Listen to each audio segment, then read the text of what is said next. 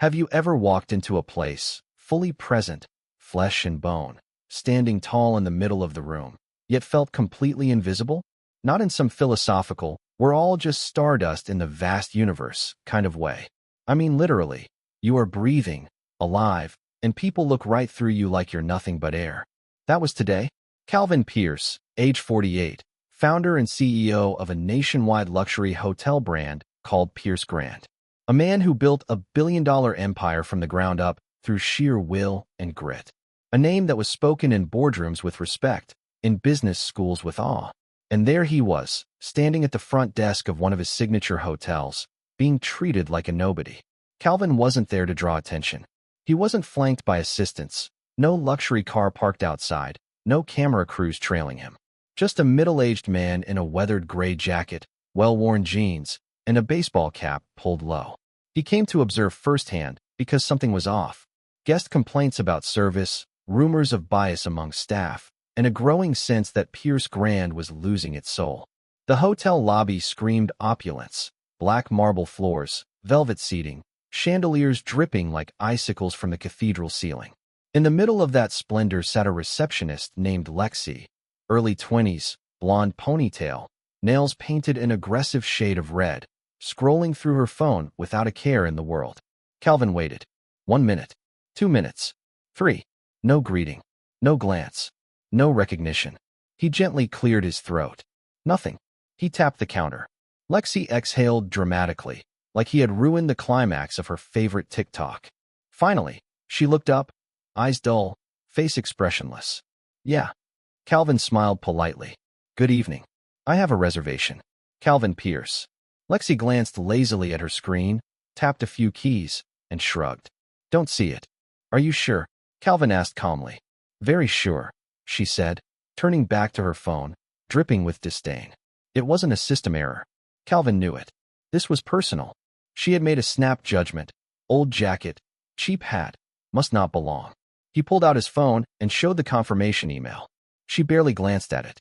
You probably booked the wrong hotel, Lexi said, voice tinged with mock sympathy. Calvin chuckled under his breath. You're suggesting I got lost? It happens all the time, she replied, inspecting her nails. He resisted the urge to laugh out loud. Instead, Calvin calmly pulled out a second phone, one connected directly to the internal reservation system. He entered his executive credentials.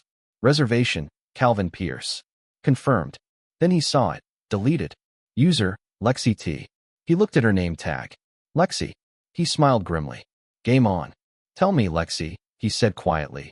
What happens when a reservation gets deleted from the system? Lexi shifted uncomfortably. It just gets removed. And who has the authority to do that? Only front desk staff. Staff like you. She nodded almost imperceptibly. Calvin turned the phone toward her. Her user ID blinking like a siren. So why did you delete my reservation, Lexi? She opened her mouth, but no sound came out. Panic darted across her face. Don't bother, Calvin said coldly. I've heard enough excuses in my life. He leaned closer. Here's what's going to happen. You're going to rebook my room. Right now. Lexi fumbled at the keyboard, fingers trembling. Yes. I found a room. Which one? Calvin asked. Room 1512, sir. Calvin almost laughed. 15th floor, next to the elevators, facing the alley, noise from trash trucks all night. The worst room. He leaned in until she could see the fire in his eyes. Do I look stupid to you, Lexi?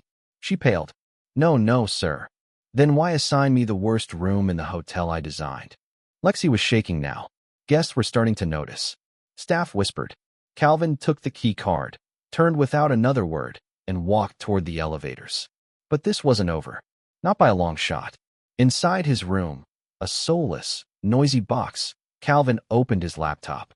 He accessed internal reports, complaints ignored, reservations tampered with, racist remarks filed anonymously.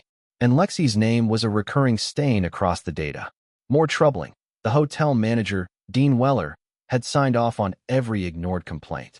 Calvin snapped the laptop shut and rose to his feet. He wasn't here to play games. Back in the lobby, Calvin strode past Lexi without looking at her and pushed open the door marked Manager's Office. No knock. Dean looked up from a half-eaten sandwich, eyes widening in recognition. Sir, Mr. Pierce. If we had known you were visiting. You didn't, Calvin interrupted. That's the point. Dean stammered. If there's a problem, I'm sure we can fix. Calvin laid the evidence on the desk. 21 complaints. 7 formal accusations of discrimination. 5 internal investigations, all buried. Dean's face drained of color. You were too afraid to discipline Lexi because of her connections to regional HR, Calvin said icily. I get it. Fear makes cowards of us all. Dean opened his mouth to protest. Save it. You're done here. Before Dean could react, Calvin sent a live email to all hotel staff. Immediate dismissal of manager Dean Weller and front desk agent Lexi Thompson for gross misconduct. Downstairs, staff gasped as the email notification lit up their screens. Lexi fled the hotel in tears.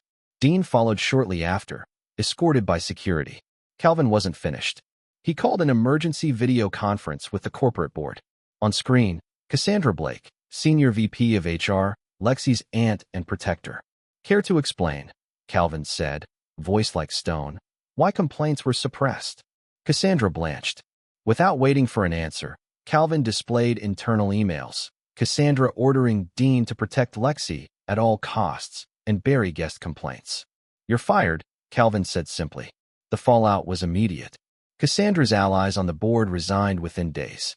Calvin replaced them with leaders known for ethics, not politics. A week later, he launched Project Reclaim, a full audit of every hotel under the Pierce Grand banner. Every suppressed complaint was reopened. Every dishonest manager removed. A new guest feedback system was installed, anonymous, secure, and feeding directly to Calvin's personal oversight team. And then he went further. Calvin introduced a new program, Invisible No More. Every month, a random employee from any hotel, front desk, housekeeping, kitchen staff, would be anonymously reviewed for promotion opportunities based on merit alone, not politics. Calvin also implemented the Justice Fund, a $5 million reserve dedicated to rewarding whistleblowers who exposed corruption inside Pierce Grand. Months passed. Guest satisfaction scores soared. Employee happiness indices broke company records. Revenue increased by double digits. As for Calvin, he became a legend. Not for the billions he had made, not for the 5-star suites he had designed, but because he had lived through injustice and chosen to turn it into action. Late one evening, a letter arrived at his office. No return address. Inside, a single sentence written in careful script. Never forget the ones you couldn't see. Calvin placed the letter in a frame on his desk, because sometimes the most powerful people are the ones you almost didn't notice until it was too late.